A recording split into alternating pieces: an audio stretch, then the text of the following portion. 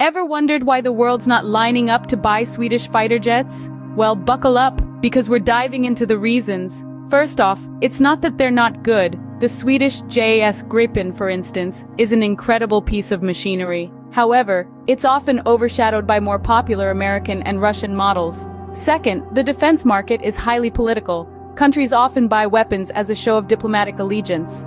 Purchasing a Swedish fighter jet doesn't carry the same political weight as buying American or Russian.